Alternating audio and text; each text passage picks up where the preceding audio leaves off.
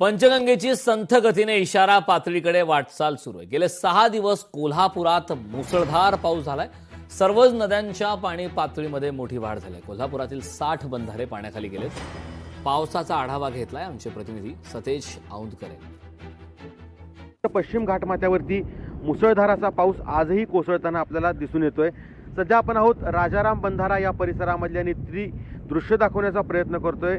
खूप मोठ्या प्रमाणावरती पंचगंगा नदीमध्ये पाण्याची आवक झाल्यानं ही नदीचं पात्र आहे आणि ह्या पात्रामधून आजूबाजूला देखील पाणी आता मोठ्या प्रमाणावरती या ठिकाणी शेतामध्ये गेल्याचं पाहायला मिळतंय।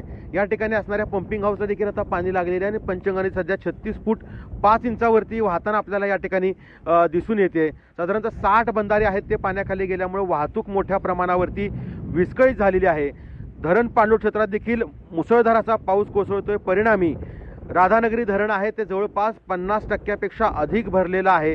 त्यामुळं कोल्हापूरकरांना काहीसा दिलासा आपल्याला म्हणता येईल, कारण राधानगरी धरण आहे ते कोल्हापूरची तहान भागवतं। कोल्हापूर जिल्ह्यात आज ऑरेंज अलर्ट आहे तो भारतीय हवामान खात्याने दिलेला आहे आणि आज जरी कोल्हापूर शहरात पावसाची उघडीप असली तरी पश्चिम घाट माथ्यावरती मोठ्या प्रमाणावरती पाऊस पडेल असा देखील अंदाज वर्तवण्यात आला आहे।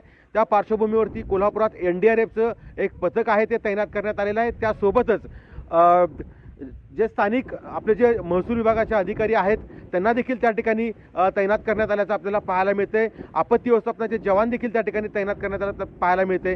त्यामुळं सध्या जरी पंचगंगेची वाटचाल संथ गतीनं इशारा पातळीकडे असली तरी देखील धोका मात्र कायम आहे। सतेज औंधकर, लोकशाही मराठी, कोल्हापूर।